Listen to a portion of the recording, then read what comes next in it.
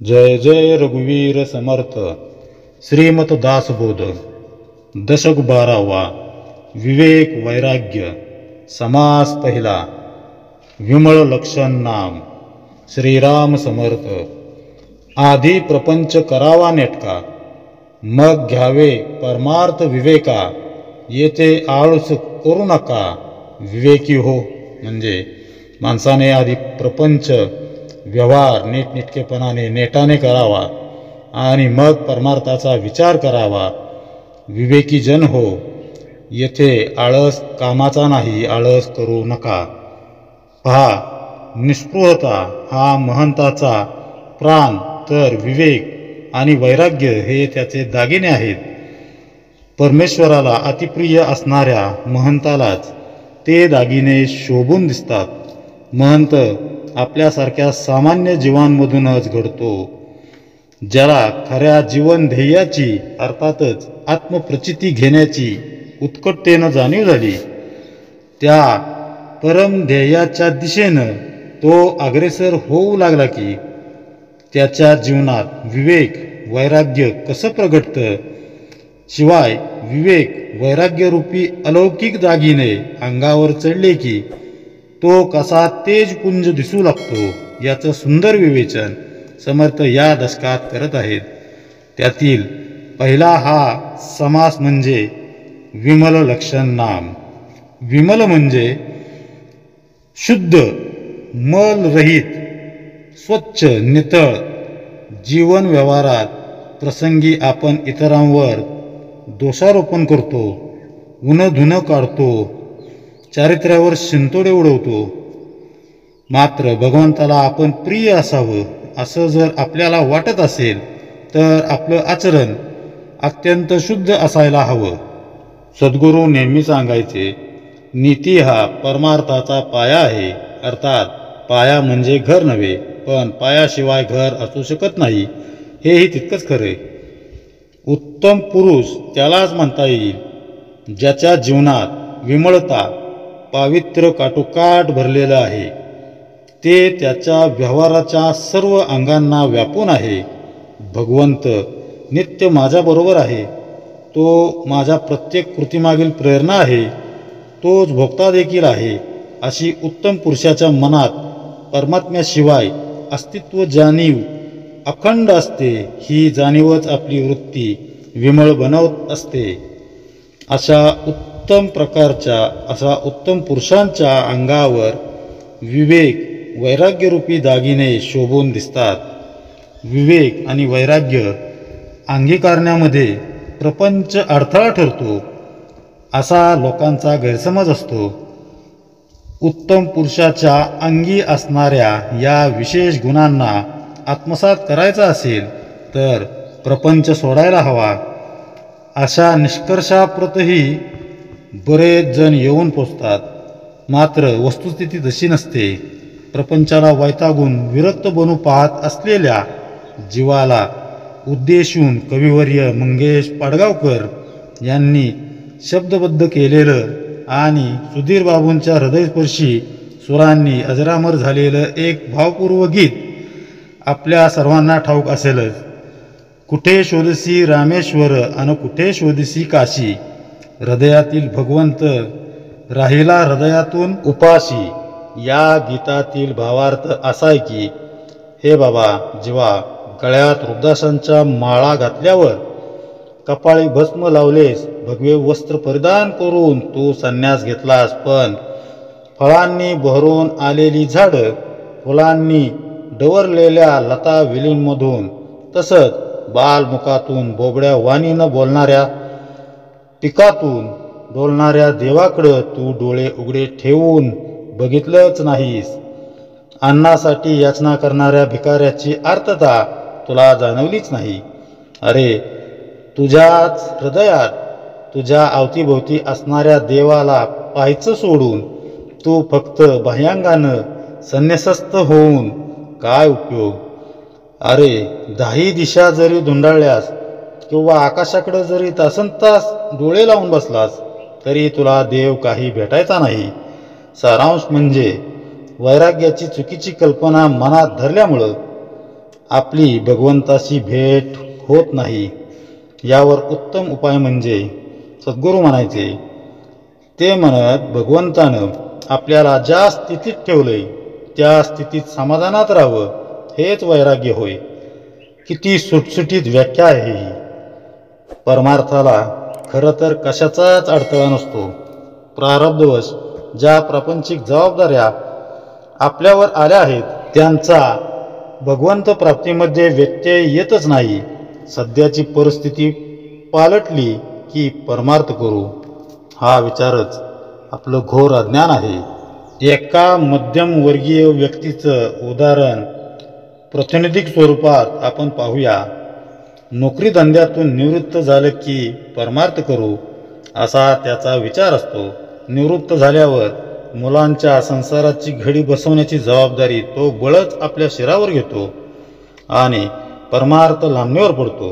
पुढं नातवंड सांभाळण्याची जबाबदारी येऊन पडते. त्याच्याबरोबर प्रकृतीच्या छोट्या मोठ्या कुरबुरीही सुरू होतात.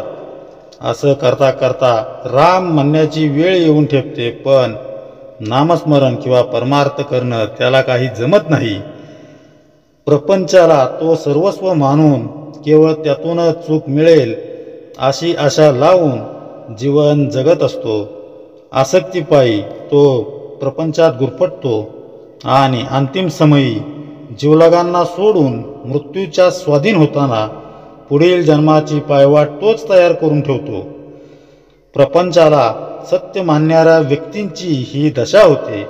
यातूनच काही जण त्रागा करून घेत प्रपंच सोडून परमार्थासाठी बाहेर पडतात. याविषयी समर्थ एक गोष्ट सांगत, ती म्हणजे एकदा एक मनुष्य प्रपंचाला कंटाळून वनात निघून गेला. ऊन वाऱ्यापासून संरक्षण व्हावं म्हणून काही दिवसातच त्यानं एक झोपडी तयार केली.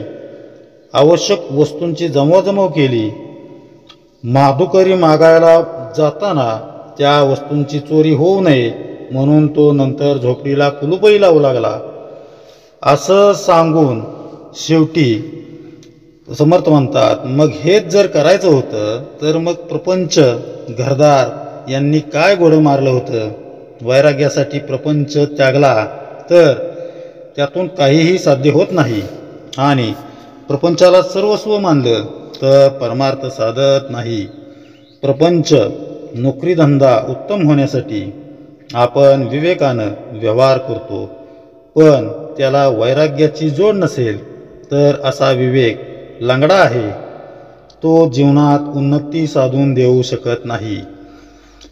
बरे, प्रपंच सोडून केवळ वैराग्य धारण केलं आणि त्यात विवेक नसेल तर असं वैराग्यही कचाकड्यासारखं आहे. विवेक आणि वैराग्य या दोन्हींचा सुंदर मिलाप घडवून जो जीवन जगतो त्याला भगवंत प्राप्ती करून घेण्याची संधी प्राप्त होते. प्रपंच आणि परमार्थ याचं नेमकं स्वरूप उलगडून दाखवताना समर्थ या पहिल्याच ओवीत सुरुवातीलाच सांगतायत की आधी प्रपंच करावा नेटका, मग घ्यावे परमार्थ विवेका. येथे आळस करू नका, विवेकी हो. म्हणजे घरदार मुलं बाळ एवढाच प्रपंचाचा सीमित अर्थ समर्थांना अपेक्षित नाहीये. तर प्रपंच म्हणजे संपूर्ण जीवन व्यवहार, आचरण कौशल्य, उत्तुंग ध्येय निश्चिती, ते प्राप्त करण्याची तळमळ, अशा सर्वंकष व्यापक प्रपंचामुळं जीवनाला उत्तम दिशा मिळू शकते.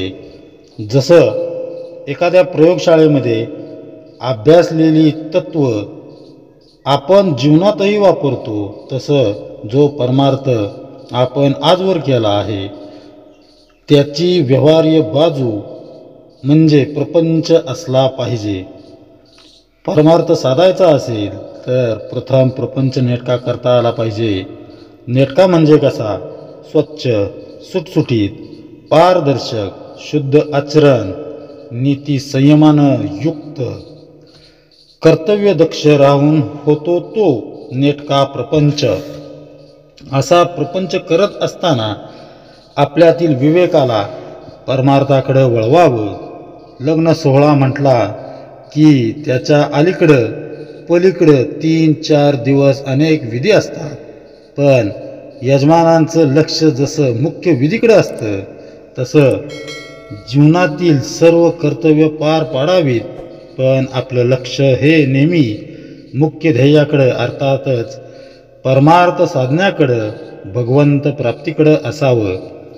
फक्त प्रपंचासाठी वेळ दवडणं हे अनाठाई आहे. परमार्थ हे मुख्य ध्येय ठेवून जो प्रपंच कर्तव्य उत्तम रीतीनं पार पडतो त्याला परमार्थासाठी मोकळा वेळ हमखास मिळतोच. मात्र त्यासाठी एक करावं, आळसाला अजिबात थारा देऊ नये. सतत प्रयत्नशील राहून प्रपंच नेटका करण्याबरोबरच एक डोळा परमार्थाकडेही लावावा. प्रपंचातील कर्तव्यांची पूर्तता करून थोडासा वेळ परमार्थासाठी मिळेल अशा बेतानं आपल्या दैनंदिन कामकाजाची आखणी करावी. परमात्म्याच्या भेटीची तळमळ कमी होऊ न देता जीवनात प्रपंचाबरोबरीनं परमार्थालाही स्थान द्यावं, जेणेकरून विवेक वैराग्य हातात हात घालून आपल्याला उत्तम पुरुष बनवू शकेल. प्रपंच आणि परमार्थ ही मनुष्य जीवनाची दोन अविभाज्य अंग आहेत. त्यांचा समन्वय ज्याला साधता येतो त्यालाच विवेकी म्हणता येईल. केवळ प्रपंच करणं किंवा परमार्थासाठी प्रपंच सोडणं अशी अविवेकी भूमिका समर्थांनाच काय तर कुठल्याच संताला मुळीच मान्य नाही. तेच स्पष्ट करताना समर्थ पुढे म्हणतात, प्रपंच सांडून परमार्थ कराल, तेने तुम्ही कष्टी व्हाल. प्रपंच परमार्थ चालवाल तरी तुम्ही विवेकी, म्हणजे प्रपंचाकडे दुर्लक्ष करून जर तुम्ही परमार्थ साधण्याचा प्रयत्न कराल तर तुम्ही कष्टी व्हाल. जर तुम्ही प्रपंच आणि परमार्थ दोन्ही सावधपणे व्यवस्थित कराल तरच तुम्हाला विवेकी म्हणता येईल. पहा, दासबोध हा एकदम रोकड्या प्रचितीचा ग्रंथ आहे. इथं पुस्तकी ज्ञानाला फारशी जागा नाही. समर्थांनी यात जे सांगितले त्याची त्यांनी प्रथम अनुभूती घेतलेली आहे, अनुभव घेतलेला आहे. या ओवीचं चिंतन करताना भोल्यावर चढलेला नारायण आठवतो. त्याच्यासमोर उभे असलेली नववधू भावी पतीकडे पाहत मनात संसाराची सुंदर स्वप्न रंगवत होती. नारोबा लग्नाला तयार झाल्याचा आनंद आई रानूबाई आणि बंधू गंगाधर पंत यांच्या चेहऱ्यावर स्पष्ट दिसत होता. पण नारायणाच्या मनात घोंगावत असलेल्या वादळाची कोणालाच कल्पना नव्हती. हनुमंत स्वारी त्याला राम कार्यासाठी खुणवत होता. क्षणार्धातच नारायणाचा निर्णय झाला. नारायणानं भोवल्यावरून धूम ठोकली आणि तडक टाकळी गाठली. तिथं 13 वर्ष खडतर तपश्चर्या करून समर्थ हे आढळपद संपादन केलं. प्रपंच त्यागून येणाऱ्या समर्थांनीच ही ओवी रचावी. ज्याचं समाजाला आश्चर्य न वाटलं तरच नवल. आपणही आपल्याही मनात तसा संशय येतोच ना. त्यासाठी प्रपंच म्हणजे नेमकं काय हे अजून नीट समजून घ्यायला हवं. आपल्या दृष्टीनं प्रपंच म्हणजे चांगलं शिकणं, नोकरी धंदा करून पैसा कमवणं, लग्न करून प्रपंच थाटणं, कामिनी कांचनाचा भोग घेत त्यातच रम्मान होणं आणि एके दिवशी सर्व इथंच टाकून निघून जाणं. प्रपंचाचा इतकाच संकुचित अर्थ आपल्याला ठाऊक असतो, ठाऊक आहे. मात्र समर्थांसारख्या संतांनी प्रपंचाला वैश्विक स्वरूप दिलं. समर्थांनी जागोजागी मठ स्थापन केले. बालोपासनेपासून अनेक रामदासी घडवले. अनेकांना राम नाम दिलं. आल्या गेल्याला पोटभर खाऊ घातलं. वेणा स्वामींसारख्या बाल विधवेला कीर्तनाचा अधिकार तर मिळवून दिलाच, शिवाय तिला मठाधिपतीही केलं. स्वराज्य स्थापनेसाठी शिवरायांना मार्गदर्शन केलं. स्वधर्माचं स्फुल्लिंग चेतवून सळसळत्या रक्ताच्या मावळ्यांचं दल शिवरायांच्या मागं उभं केलं. आग्र्याहून निसटल्यानंतर महाराष्ट्रात पोहोचेपर्यंत शिवरायांनी कुठं थांबावं, कोणत्या मार्गानं यावं, त्यांच्या मदतीसाठी जागोजागी निर्भीड असे रामदासी तयार ठेवणं, अशा शिस्तबद्ध नियोजनामागं समर्थांचाच हात होता. असा व्यापक प्रपंच समर्थांना अपेक्षित आहे. स्वातंत्र्यवीर सावरकरांना जेव्हा काळ्या पाण्याची शिक्षा झाली तेव्हा त्यांची पत्नी त्यांना भेटायला तुरुंगात आली. दोघेही तरुण.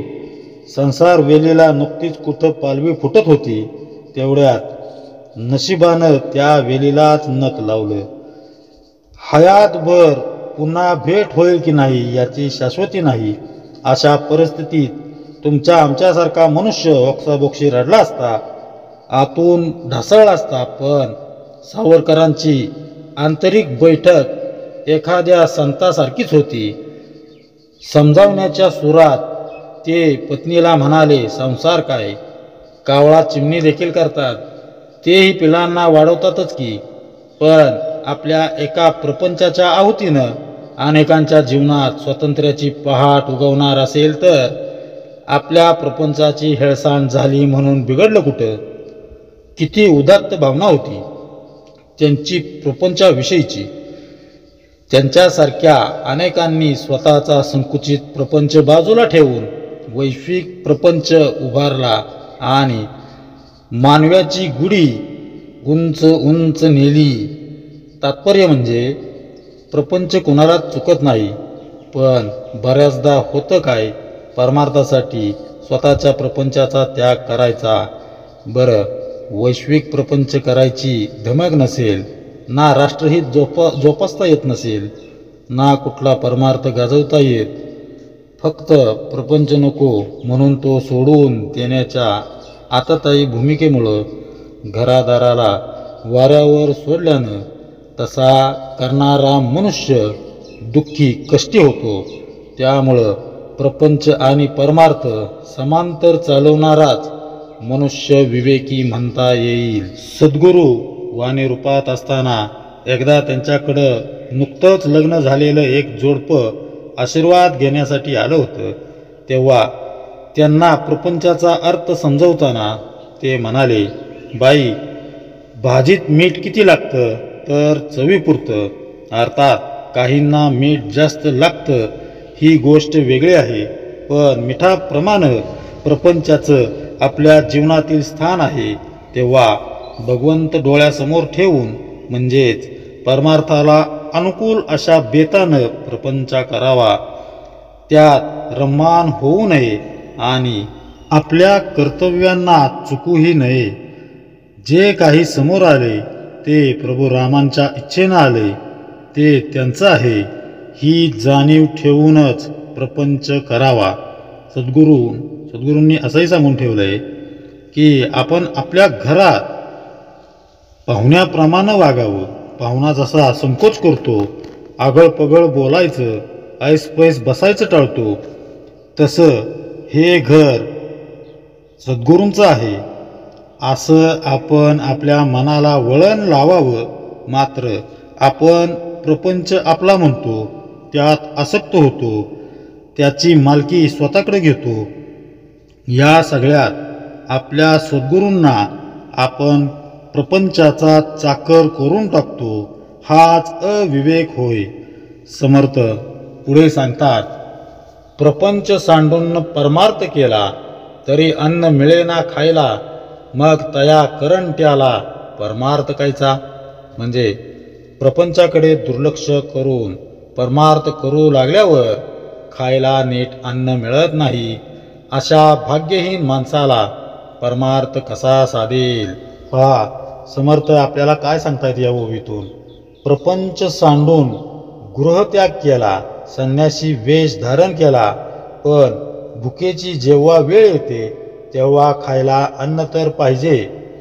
निस्पृहता परमार्थाचा प्राण आहे हे खरंय, पण भुकेपुढं तिचा टिकाव लागत नाही. भुकेनं जेव्हा पोटात खड्डा पडतो तेव्हा आपल्याला काही सुचत नाही, मेंदू काम करेनासा होतो. आपलं जे काही नामस्मरण चालतं ते भरल्या पोटीत चालतं ना. भूक लागली असेल तर जपात आपलं मन लागतं का? उदभरण करण्यासाठी मनुष्याला प्रपंचाचा खटाटोप करावाच लागतो. फुकट कसं आणि किती काळ खात राहणार? शिवाय ते कुणाला पचणार देखील नाही, रुचणार देखील नाही. तेव्हा पोटापुरतं अन्न स्वकष्टानं अर्जित करण्यासाठी प्रत्येकानं प्रयत्न हे केलेच पाहिजेत.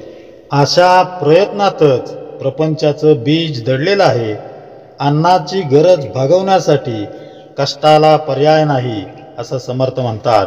स्वतःचं पोट भरण्यासाठी ज्याची कष्ट करण्याची तयारी नाही अशा करंट्याला परमार्थ काय साधणार? परमार्थ हे येड्या गबाळ्याचं काम नव्हे असं सद्गुरूंनी सांगून ठेवलेलं आहे. परमार्थ करावा असं जर मनापासून वाटत असेल तर सर्वात प्रथम त्याची चाचपणी प्रपंचात करावी. प्रपंच करताना आपण त्यात किती विवेकीपणानं वावरतो याचं स्वपरीक्षण करावं. प्रवचनांमध्ये सद्गुरू सांगायचे की ज्यानं प्रपंच उत्तम केला त्याचा परमार्थ वेगळा राहतच नाही. जो विवेकानं प्रपंच करतो तोच परमार्थाला लायक आहे. विवेकानं प्रपंच करणं म्हणजे काय तर आसक्ती न ठेवता कर्तव्यापुरता तो करणं. परमार्थ साधण्यासाठी प्रपंच करायचा असतो ही जाणीव सदैव जागृत ठेवणं म्हणजेच विवेक आहे. नाहीतर त्यामुळं पुढं काय घडतं तेव्हा समर्थ सांगताय पुढे, परमार्थ सांडून प्रपंच करीसी तरी तू येम यातना भोगीसी अंती परम कष्टी होसी येम यातना भोगिता. म्हणजे बरं, परमार्थ अजिबात सोडून देऊन केवळ तुम्ही प्रपंचच कराल तर तुम्हाला पुढे यम यातना भोगाव्या लागतील. हे सर्वांनी महत्त्वाचं लक्षात ठेवलं पाहिजे. आणि यम यातना भोगता भोगता अत्यंत कष्ट होतील. पहा, समर्थांनी किती सुंदर असं सांगितलेलं आहे. प्रपंच सत्य मानून परमार्थ अवेरला म्हणजे परमार्थ त्यागला किंवा परमार्थ विसरला, दुर्लक्ष केलं परमार्थाकडं तर प्रपंच सुख उपभोगताना अविवेकीपणानं वागून बेसावध राहिलं तर एका पातळीवर एका टप्प्यावर यम यातनांना तोंड द्यावं लागतं. या वस्तुस्थितीची जाणीव समर्थ करून देत आहेत. प्रपंचातून आसक्ती वजा केली की तो परमार्थ बनतो. त्यासाठी विवेकाला जीवनात अनन्य स्थान द्यायला हवं. विवेक करून प्रपंचात सावधानता बाळगली की परमार्थ कसा अलगद हाती येतो याचं सुंदर विवेचन आपण पुढे पाहणार आहोत. प्रपंच आणि परमार्थ यांचा समन्वय कसा साधायचा याचं चिंतन आपण या समासाच्या आधारे करत आहोत. त्रितापांनी होरपळून निघत असताना कर्तव्य हसत खेळत पुरी करून जो प्रपंचाची धुरा यशस्वीपणे पेलतो तोच परमार्थातही अव्वल स्थान गाठतो. त्याला समर्थ उत्तम पुरुष असं म्हणतात. मात्र यासाठी विवेक अत्यावश्यक आहे. बरं, नुसता विवेक असून चालत नाही, त्याला वैराग्याचीही जोड हवी. विवेकाशिवाय वैराग्य आणि वैराग्याशिवाय विवेक म्हणजे आंधळ्या पांगळ्यांची जोडीच जणू. विवेक आणि वैराग्य या दोघांनाही मनुष्य जीवनात अनन्यसाधारण स्थान आहे. या दोघांचा यथायोग्य समन्वय साधत मनुष्यानं परमार्थात वाटचाल करत राहिलं पाहिजे. यासाठी मनुष्य जन्माचं नेमकं ध्येय काय, जगण्यामागचं प्रयोजन काय, कारण काय हे कळायला हवं, हेतू कळायला हवा. दररोज सूर्य उगवतो त्याबरोबर आपल्या प्रपंचाचं राटगाडगं सुरू होतं. तेच काम, तीच माणसं, त्याच अडचणी, त्यातून मिळणारा पैसाही तोच. यात बदल असा फारसा नसतोच, पण तरीही आशेनं आपण उद्योगाला लागतोच ना. मात्र भगवंतानं आपल्याला नरदेह दिलाय त्यामागचं त्याचं उद्दिष्ट कोणतं असावं याचा आपण कधीही विचार केलाय का? स्वस्वरूपाची प्रचिती घेणं हेच मनुष्य जन्माचं खरं ध्येय आहे. 84 लक्ष योनींमधील जीवांपैकी मानव हा एकमेव सर्वांग सुंदर असा प्राणी आहे. उत्तम देहाबरोबरच तल्लख बुद्धी आणि विवेक विचारशक्ती असलेला, वैराग्य धारण करू शकणारा, सत्संग करू शकणारा, जीवन ध्येय निश्चित करून ते प्राप्त करण्यासाठी झटण्याची तळमळ असणारा मनुष्यच भगवंत प्राप्ती करू शकतो. कारण इतर योनीतील जीवांना केवळ त्यांच्या देहभावानुसार जगण्या इतपतच ज्ञान असतं. जो मनुष्य त्याचं खरं जीवन ध्येय निश्चित करून त्या दिशेनं प्रयत्नशील राहतो तोच परिपूर्ण होऊन इतर प्राणीमात्रांपेक्षा वेगळा दिसतो, उठून दिसतो. सद्गुरूंना अनन्य भावानं शरण गेल्यानंच मनुष्याचं खरं जीवन ध्येय काय आहे हे कळू शकतं. विश्वात कितीतरी लोक ज्ञानी आहेत, विद्वान आहेत, पण बहुतेकांना त्यांचं खरं जीवन ध्येय कळालेलंच नसतं. मनुष्य जन्मात येऊन काय साधायचं हे एका वाक्यात सांगताना सद्गुरू म्हणतात, तुम्ही तुमचा हात माझ्या हातात द्या, मी तो रामाच्या हातात नेऊन देईन. भगवंत प्राप्ती हीच आपल्या जीवनाची फलश्रुती ठरावी. प्रपंचात राहून प्रपंचाच्या मदतीनंच ते ध्येय गाठता येतं. प्रपंच परमार्थ प्राप्तीचं साधनच आहे हे समजावताना समर्थ नित्य व्यवहारातील एक सुंदर उदाहरण देतात.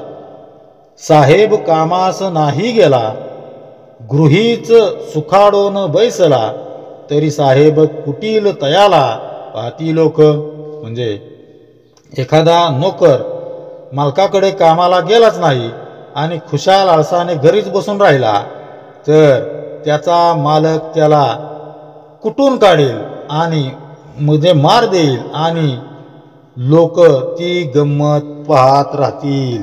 पहा, 400 वर्षापूर्वी समर्थांनी हे आजच्या युगाला पटणारं, आजच्या युगाला सूट होणारं उदाहरण त्यावेळी देऊन ठेवलंय. पाच समर्थ म्हणतात की समजा एखादा नोकरदार मनुष्य कामावर न जाता घरीच आराम करत बसला तर त्याला मालकाच्या म्हणजे साहेबाच्या रागाला, रोषाला सामोरं जावं लागतं. पूर्व परवानगीनं सुट्टी घेणं हा भाग वेगळा आहे, निराळा आहे. पण काम चुकारपणा करत असेल त्याला रागावणं, पगारातून पैसे कापणं अशा गोष्टी घडतातच. त्यामुळं साहेबांच्या धाकापोटी का होईना नोकर मंडळी वेळेवर कामावर जाण्याची धडपड करतात. तसं आपला जो मूळ साहेब आहे, जो जन्मदाता आहे, त्या भगवंतानं दिलेलं परमार्थ प्राप्तीचं काम आपण केव्हा करणार आहोत? जो आपलं भरणपोषण करतो, श्वासागणिक आपल्याला सांभाळतो, त्याचं स्मरण आपण कधी आणि कसं करणार आहोत? तोच आपल्या प्रपंचाचा आणि परमार्थाचा साहेब आहे. हे जाणून त्याचं नित्य स्मरण ठेवणं हाच परमार्थ होय. भगवंत विश्वाचा स्वामी आहे हे खरंय, पण तो माझाही स्वामी आहे ही भावना दृढ झाली पाहिजे. तो माझा खरा मालक असल्यामुळं माझ्याकडून घडणारी सर्व कामं त्याच्याचसाठी आहेत. मी त्याच्याच इच्छेनं नोकरी धंदा करतोय, प्रपंच करतोय, पैसा कमावतोय आणि खर्चही करतोय अशी भावना तयार व्हायला हवी. आपण उदाहरण म्हणून पाहूया की सद्गुरूंचा एक शिष्य महिन्याचा पगार झाला की तो घेऊन तो घरी येत असत आणि सद्गुरूंच्या फोटोसमोर तो ठेवत आणि सांगत असे की घरात माणसांचा राबता किती आहे, अन्नदान किती होते ते तुम्ही बघतच आहात. हे सर्व तुमच्याच कृपेनं होतंय. तुमच्या या कार्याला हातभार लागावा म्हणून मी हा पगार आपल्या पायाशी ठेवतोय. किती सुंदर आणि गोड भावना आहे ही. प्रत्येकानं जर असा प्रपंच केला म्हणजे करता करविता तोच आहे. जे चाललंय ते त्याच्याच प्रेरणेनं इच्छेनं चाललेलं आहे अशा भावनेनं केला तर प्रपंच परमार्थ वेगळे राहतच नाहीत. प्रपंच आणि परमार्थ वेगवेगळे वाटणं हीच खरं तर आपली शोकांतिका आहे. प्रपंच आणि परमार्थ हे दोन भाग वेगळे करून त्यांच्या सीमारेषेवर ते दोन्ही करणारा मी उभा आहे. मी अहंकार उभा आहे. माझा प्रपंच माझा परमार्थ असं आपण नेहमी तुंतुन वाजवित राहतो. त्यातील मी वगळून त्या जागी सद्गुरूंना स्थान द्यावं, परमेश्वराला स्थान द्यावं. प्रपंच आणि परमार्थ दोन्ही सद्गुरूंनीच केलेले आहेत. दोन्हीचेही मालक समर्थ असून प्रभू श्रीराम असून तेच माझ्याकडून ते करवून घेत आहेत. मी केवळ निमित्त आहे. अशा शरणागत भावना दृढ होत गेल्यावर काय चमत्कार घडून येतो हे सांगताना पुढे समर्थ लिहितात. तेव्हा महत्त्वाची गेले, दुर्जनांचे हसे झाले, दुःख उदंड भोगिले आपुल्या जीवे. म्हणजे त्यावेळेस मग अशा माणसांचे महत्त्वच राहणार नाही. त्या दुर्जन माणसांचे हसे होईल आणि त्याला उदंड दुःख भोगावे लागेल. संसारी असता मुक्त तोची जाणावा संयुक्त, अखंड पाहे युक्तायुक्त विचार नाहे. म्हणजे साधकाच्या विवेक वैराग्याधिकांची कसोटी प्रत्यक्ष संसारातील व्यवहारात होत असते. व्यवहारातही त्याची धारणा ढळत नाही. तोच साधक योग्य असतो. नेहमी योग्य काय अयोग्य काय याचा विचार करूनच वागत असतो. पहा, देहात प्रपंचात राहून जो मुक्ती बघतो तो खरा योगेश्वर. संयुक्त याचा अर्थ या ठिकाणी योगी असा आहे. सर्व संग परित्याग करून हिमालय गाठणं सोपं आहे, पण प्रपंचाच्या कटकटींमध्ये निर्लेप राहून कर्तव्य पार पाडत असताना आपण भगवंताचे आहोत ही जाणीव अखंड जागृत ठेवण्यामध्येच योगेश्वर होण्याचं गुपित दडलेलं आहे. योगी होण्याचं अत्यंत सोपं सूत्र सद्गुरू सांगतात. ते हाती प्रपंचाचे काम, मुखी भगवंताचे नाम, ऐसा राम जोडा मनी. यानुसार ज्यानं सद्गुरूंना जीवनात उतरविलं त्याला संसारी असता मुक्त असं म्हणता येईल. त्यालाच अधिकारी पुरुष म्हणता येईल. अशा अधिकारी व्यक्तीचा विवेक प्रपंच आणि परमार्थात टिकून राहतो. प्रपंची जो सावधान तो परमार्थ करील जाण, प्रपंची जो अप्रमाण तो परमार्थी खोटा. म्हणजे जो प्रपंचामध्ये अत्यंत दक्ष असतो तोच परमार्थातही नीट दक्ष व्यवस्थित राहू शकतो. परमार्थ तो व्यवस्थित करू शकतो. ज्याला प्रपंच सावधपणे करणे जमत नाही त्याला परमार्थ सुद्धा जमू शकत नाही. बघा, एखाद्या महत्त्वाच्या जबाबदारीच्या पदावरील नेमलेली व्यक्ती तिचं प्रत्येक काम बिनचूक कसं होईल ते पाहत असते. कोणत्याही कागदावर सही करण्यापूर्वी 10 वेळा विचार करते. तसं हा प्रपंच प्रभू रामांचा आहे. त्यांनी मला प्रपंचाचा काळजीवाहू म्हणून नेमलंय. मग प्रपंचाचं काम बिनचूक होतंय का नाही, एखादा निर्णय घेताना विवेक विचार करतोय की नाही हे पाहायला नको का? मालक काय म्हणेल या भावनेतून नोकरदार सावधानतेनं जसं काम करतो तसं भगवंत काय म्हणेल ही भावना आपल्या मनामध्ये रुजू लागली तरच आपण प्रपंचात सावधानता बाळगू शकू. अन्यथा हे सर्व माझंच आहे, मला हवं तसं मी वागेन अशा मनोभूमिकेत वावरणाऱ्यांची सावधानता टिकणं अवघड आहे. मग त्याचा व्हायचा तोच परिणाम होणार. पुढे म्हणून सावधपणे प्रपंच परमार्थ चालवणे, ऐसे न करिता भोगणे नाना दुःखे. म्हणजे म्हणून अत्यंत सावधपणाने प्रपंच आणि परमार्थ दोन्हीही करावेत. असे केले नाही तर पुढे जाऊन अनेक प्रकारची दुःखे भोगावी लागतात. पहा समर्थांनी किती सावध केले. आज आपल्याला आजच्या युगाला सुद्धा सावध केलेलं आहे की दक्ष राहून, समर्थ म्हणतायत, दक्ष राहून प्रपंच आणि परमार्थ अशा दोन्ही आघाड्यांवर समान वाटचाल करत राहावी. अन्यथा दुःख दत्त म्हणून उभी ठाकलीच म्हणून समजा. प्रपंच आणि परमार्थाचा जो स्वामी आहे त्याचं अखंड स्मरण हे विवेकाचं गमक आहे. विवेक हा शब्द जड असा काही नाहीये. कर्म धर्मासहित सर्व राम इच्छेवर सोपवणं म्हणजेच विवेक. रामच माझा स्वामी आहे. माझ्या ज्या सर्व कृती आहेत त्या प्रत्येक कृतींकडं त्याचं लक्ष आहे. त्यांच्या प्रत्येक प्रश्नाला मला उत्तर द्यायचं आहे. ही भावनाच आपल्याला प्रपंचात परमार्थामध्ये सतत जागं ठेवत असते. आज माझा जप झाला नाही, अनुसंधान टिकलं नाही, मग मी प्रभू रामाला कसं तोंड दाखवू? कर्तव्यापासून एखादा दुसरा दिवस सुट्टी घेणं समजू शकतं, पण 365 दिवस जर सुट्टीवर असलो तर काय होणार? ठिकाण वेळ यात बदल करून किंवा वेगवेगळ्या सत्संगात सहभागी होऊन परमार्थात रंगत आणता येते. पण हे सर्व करत असताना गाभ्याला धक्का पोचू न देण्याचा विवेक अंगी असणं जरुरीचं आहे.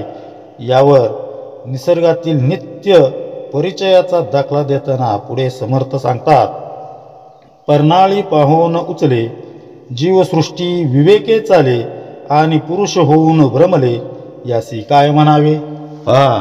समर्थ कशी शिकवून देत आहेत की पानावरचा किडा अगोदर पुढचे पाय दुसऱ्या पानावर ठेवल्याशिवाय, रोवल्याशिवाय मग पाठीमागील पानाचा आधार सोडून देतो. मनुष्याशिवाय इतर जीवसृष्टी सुद्धा विवेकाने वागते आणि ज्याला बुद्धीची विशेष देणगी आहे असा पुरुष अविवेकाने भ्रमिष्ठासारखा वागतो. याला काय म्हणावे. साधा कीटक सुद्धा पुढचा आधार भक्कम असल्याची खात्री करून मगच पाय उचलतो, म्हणजे त्याच्याकडे विवेक आहे. एकंदरच जीवसृष्टी विवेकावर चालते. कीटक जर इतकी सावधानता बाळगत असेल तर आपण सर्वात बुद्धिमान असणाऱ्या मनुष्यानं विवेक जागृत ठेवून किती सावध असायला हवं, किती सावध असायला पाहिजे. आपल्या हातातील काचेची किंवा अतिमौल्यवान वस्तू आपण खूप जपतो, कारण न जाणो ती निसटली, पडून फुटली किंवा घाळ झाली तर होणारं नुकसान भरून न येण्यासारखं असतं. हे आपण जाणून असतो. तसं अविवेकातून बेसावधपणामुळं भ्रमिष्ट होऊन प्रपंचात आपण अनेक चुकीचे निर्णय घेतो किंवा खऱ्या जीवन ध्येयापासून भरकटल्यामुळं आपलीच अपरिमित हानी होते, असीम अशी हानी होते. म्हणून प्रपंचात आणि परमार्थात नेहमी सावध असावं. घडणाऱ्या घटनांचा भूत, भविष्य आणि वर्तमान काळाशी संदर्भ लावत तर्कबुद्धीचा वापर करत परिस्थिती पाहून परमार्थ हातून निसटणार तर नाही ना याची काळजी घेत प्रपंचातील कर्तव्य पुरी करावीत. त्याचबरोबर साधनाभ्यासही चालू ठेवावा. सारांश म्हणजे प्रपंचात सावध राहून परमार्थात गती घेणं म्हणजे खरी प्रगती करणं होय. शिवाय असेच नाही तर तेच मनुष्याचं आद्य कर्तव्य आणि गंतव्य आहे प्रपंच साधन, तर परमार्थ हे साध्य आहे याचं विस्मरण कधीही होऊ देऊ नये. अविवेकाला बाजूला सारून विवेकाशी संग करणं म्हणजेच प्रपंचात राहून परमार्थ साधणं होय. प्रपंच ते परमार्थ या प्रवासातील चिंतनाचा शेवटचा टप्पा आपण पुढे अभ्यासणार आहोत. प्रपंचात आणि परमार्थात विवेकाची अत्यंतिक जरुरी आहे. हे या समासाचं मुख्य सूत्र आहे. जीवनातील सद्गुरूंचं अधिष्ठानच आपल्याला विवेक प्रदान करतं, जीवन ध्येयाची निश्चिती करून देतं. विवेकाच्या मदतीनं सावध राहून प्रपंच आणि परमार्थ यांच्यात समन्वय साधता येतो. असा करणारा मनुष्य योगी होय. हा या समासातील आतापर्यंतच्या चिंतनाचा गोषवारा आहे, अर्क आहे. सावधानता हा समर्थांच्या अत्यंत आवडीचा शब्द. कोणतीही कृती करण्याअगोदर परिपूर्णतेनं विचार करावा, सारासार चिंतन करावं, असा समर्थांचा मूळ आग्रह असे ते सांगतात. म्हणून असावी दीर्घ सूचना, अखंड करावी चाळना, पुढील होणार अनुमाना आणून सोडावे. म्हणून विवेकी माणसाच्या ठिकाणी दूरदृष्टी असावी आणि त्याने निरंतर परिस्थितीचा अंदाज घेत असावे आणि विचाराने पुढे काय होणार आहे याचा अचूक अंदाज करून परिस्थिती जाणून घ्यावी. बघा, समर्थ म्हणताय की दीर्घ सूचना म्हणजे विवेकानं प्राप्त झालेली दूरदृष्टी. परिस्थिती काय आहे यावर विवेकानं सांगोपांग विचार करून पुढं काय घडू शकतं, आपला उत्कर्ष कशा रीतीनं होईल या बाबतीत आपण विचार करायला हवा. उत्कर्ष म्हणजे केवळ प्रापंचिक प्रगती नव्हे, तर परमार्थ प्राप्ती अर्थात आत्मोन्नती कशी होईल याचाही विचार करावा. दूरदृष्टी ठेवून या जन्मात जीवनाचं खरं ध्येय गाठण्याच्या दिशेनं सतत पुढं जात राहायला हवं. कितीही अडचणी आल्या तरी प्रयत्नपूर्वक परमार्थ साधण्याच्या ध्येयापासून ढळू नये. फक्त प्रपंच हा कष्टदायकच आहे, पण परमार्थासाठी साधन म्हणून वापरल्यास तो सुखदायक ठरतो. म्हणून सुखी प्रपंचिकाविषयी भाष्य करताना समर्थ पुढे म्हणतात, सुखी असतो खबरदार, दुखी होतो बेखबर, ऐसा हा लौकिक विचार दिसतची आहे. म्हणून समर्थ म्हणतायत, जो सदा सर्व काळ सर्व बाबतीत सावध असतो त्याचा महिमा किती म्हणून वर्णन करावा. तोच खरोखर धन्य होय. सर्व लोकांचे समाधान तोच एकटा करू शकतो. बघा, सर्व बाजूंनी सावध असलेला मनुष्य अर्थात महंतच प्रपंच आणि परमार्थ दोन्हीही समभावानं उत्कटरित्या करू शकतो. स्वतःबरोबरच तो लोक समुदायालाही समाधान टिकवून ठेवू शकतो. लोक समुदायाचं समाधान टिकवतो. ही महंताची थोरवी आहे. हे दृश्य जग मिथ्या आहे, त्यामुळं प्रपंच देखील स्वप्नवत आहे. हे आपण सर्वजण जाणतो. तो विवेकानं प्रपंच चालवतो, म्हणजेच प्रपंचात असून परमार्थ साधण्यासाठी तळमळीनं प्रयत्न करतो. तो योगी पदाला पोचतो, असं समर्थांनी या अगोदरच वारंवार सांगितलेलं आहे. सद्गुरू देहात असताना बऱ्याच वेळा प्रपंचिकांच्याच घराड्यात असायचे. कुणाला मूल नाही, असलंच तर ते सतत आजारी आहे. कुणाला मुलं सांभाळत नाहीत, कुणाजवळ पैसा जास्त म्हणून, तर कुणाजवळ तो नाही म्हणून काळजी. कुणाला आजारी बायकोची चिंता, तर कुणाला खंगलेल्या पतीची काळजी. कुणाचे शेतीचे तंटे, तर कुणाला नोकरीचं कोडं. असे एक ना अनेक प्रश्न घेऊन प्रपंचिक मंडळी सद्गुरूंजवळ जमायची, अवतीभोवती असायची. परंतु त्यापैकी कुणालाही सद्गुरू हे दृश्य जग मिथ्या आहे किंवा हे सर्व सोडून द्या असं समजवल्याचं कानावर नाही, ऐकवत नाही. येणाऱ्या प्रत्येकाचे प्रश्न त्यांनी आपुलकीनं ऐकून तर घेतले, त्यांच्या अडचणींवर उपाय सांगितले आणि हे सर्व करताना प्रभू राम करता आहे ही भावना प्रत्येकाच्या मनात सहजपणे उतरवली. प्रपंच रामाच्या इच्छेवर सोडायला शिकवलं. राम चरणांचं तीर्थ अंगारा देऊन पोळलेल्या चित्तावर फुंकर घातली. कारुण्य सहानुभूती दाखवली. जे घडतंय ते योग्यच आहे असा विश्वास त्यांच्या मनात निर्माण केला. मी तुझ्या सुखदुःखात सोबते आहे असं म्हणून मायेची शाल त्याच्या भोवती पंघरली. आजही आपल्या जीवनात अनेक घटना घडत असतात. काहींचे अपघातही होतात, पण ते सर्व सद्गुरूंची इच्छा म्हणून आपण स्वीकारतो. ही मनोभूमिकाच समाधान देऊन जाते. म्हणूनच समर्थांना अशा योगी महंताचं महिमान स्पृहणीय वाटतं, विशेष वाटतं. दृश्य जग मिथ्या आहे हे ठाऊक असूनही जो त्यात रमला त्याला त्या गोष्टी सांगून काहीच साध्य होत नाही असं आढळून येतं. आजारी मनुष्याला बरं कसं व्हायचं याविषयी नुसता उपदेश करून काही होत नाही, तर त्यानं औषधाची योग्य मात्रा सेवन केली तरच तो बरा होऊ शकतो. त्याप्रमाणे सद्गुरूंनी प्रपंचात पिचलेल्यांना केवळ उपदेश न करता त्यांना मानसिक आधार दिला. त्यांना राम नाम देऊन त्यांची सहनशक्ती वाढवली. अशा संतांच्या चरित्राकडे पाहून प्रपंच आणि परमार्थ यांचा समन्वय कसा साधायचा हे आपण शिकू शकतो असं समर्थ म्हणताय. पुढे चालण्याचा आळस केला तरी औचिता पडेल घाला, ते वेळ सावरायला अवकाश कायचा. म्हणजे परिस्थितीचा अचूक अंदाज घेण्यात जर आळस केला तर मग औचित संकट उपस्थित होईल आणि मग सावरायला सुद्धा वेळ मिळणार नाही. म्हणून दीर्घ सूचनेचे लोक त्यांचा पाहावा विवेक, लोकांकरिता लोक शहाणे होती.